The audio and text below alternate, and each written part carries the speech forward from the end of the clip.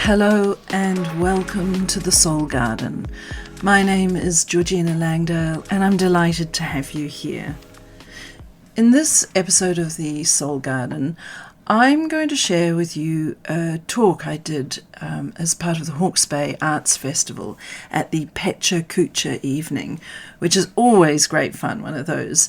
If you haven't been to a Pecha Kucha evening, the deal is there are a number of speakers and they each get to talk about something they're passionate about or interested in, whatever. And the format is they are allowed 20 slides that each show for 20 seconds. And then, so they speak. So it's about 6.5 minutes long, something like that. And it's really wonderful because you get to hear so many different topics and things like that, that when I was speaking at the Pecha Kucha last night, there's the talk that I'm going to do here, but a couple of ceramicists talked about ceramics and an amazing kiln they have, traditional Japanese kiln, and the firing of it.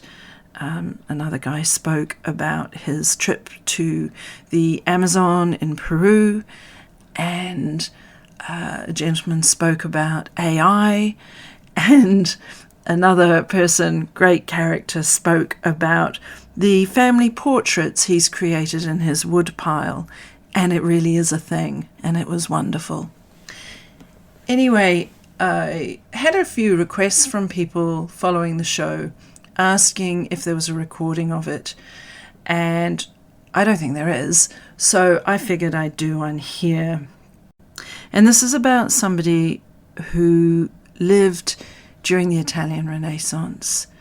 And I've read his books in English and in Latin, and I have found myself referring to him a lot. He created a beautiful way of working with patients and clients, and has given me some great waypoints for navigating my own life. So let's dig in. The talk is called Renaissance Wisdom for Modern Living. Well, you know what? The world is in complete chaos. But something helping me to navigate this is the wisdom of ancients. They're teaching me how to live in these times, and so I'm going to share a few things about a Renaissance physician and some of his ideas. Marsilio Ficino was born in Italy in 1433. He was a physician, a philosopher, and became a priest. He had a bit of a hunchback, a thing for beautiful young men, and he was prone to depression, and he set the Renaissance world alight. He lived in Florence at a time when plague, politics, and flourishing creative expression were colliding. He was a revered translator of Plato, a friend to artists and influencers, and he favoured a truly holistic approach to well-being.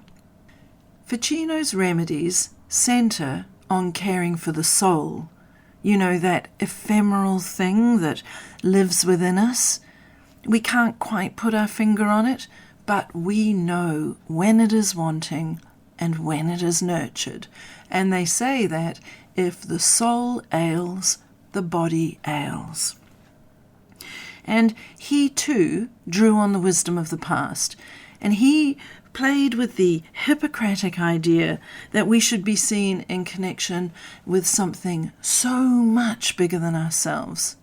You know, that we're a microcosm of the macrocosm, a universe within a universe, a world within a world.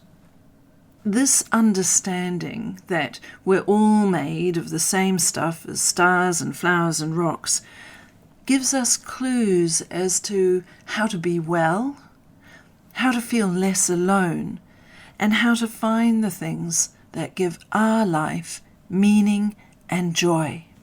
Ficino said, find your sympathetic vibration, which means find your connections to the world around you.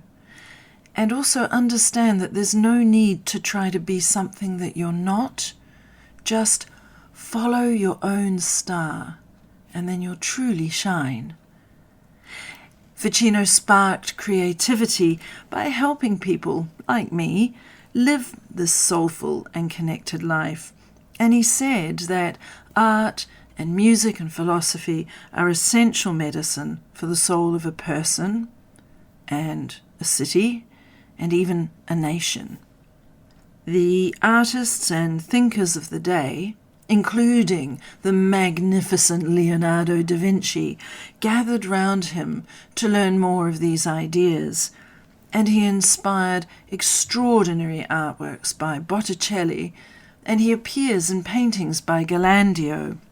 I think, though, that, he'd really weep at the violent images regarded as entertainment today, because he said that images have an energy, and that energy can create the world. So choose them carefully. And he'd probably say something like, less doom scrolling, more beauty. And the botanical world gives us beauty. And Ficino invites us to think of ourselves as a garden. And he encourages us to examine what needs tending to there. So seed your imagination and let love grow. He used stars to understand temperament and constitution. So he'd map your very being across the night sky. So go out, look up at the stars, notice the transit of planets, and simply marvel in yourself writ large across inky blackness. And Ficino composed healing music, and he did this by plucking the notes of the cosmos on his 7-string lyre, one for each planet. So consider, what is the music that lifts you up or calms you down? Go listen to it. And he encourages you to dance. But, not just that dad dancing at weddings. He said, as you dance, spin in the same direction as the sun moving across the sky. Then you are literally dancing with the universe. And he'd tell you aromatics are medicine for spirit. So go smell the flowers. Relish in the aroma of a meal made with joy. Drink in the milky gorgeousness of your new grandchild or the sweat of your beloved, for this too is medicine. And he'd help you discover landscapes that support your soul, such as waters to cool heavy emotions. So walk in nature, pat the dog, hug that tree you love. Let nature help you heal. Also, delicious natural food made with love is medicine. So let your meals be artworks for the eye, nutrition for the body, and nourishment for the soul. Now, Ficino wrote hundreds of letters in his lifetime, and he saw that creating these connections was sacred work because he believed that friendship keeps the soul burning bright. So call a friend, send them a card, meet them for coffee. Ficino reminds us to be in community. That when we feel love for our neighbour, it is love that we're sending out into the world. You see, soul medicine is a remedy best shared. Marsilio Ficino lived 500 years ago. He sparked the creative brilliance of the Italian Renaissance, and yet today still reminds us that we're all made of stardust, and even in chaos, life can be beautiful.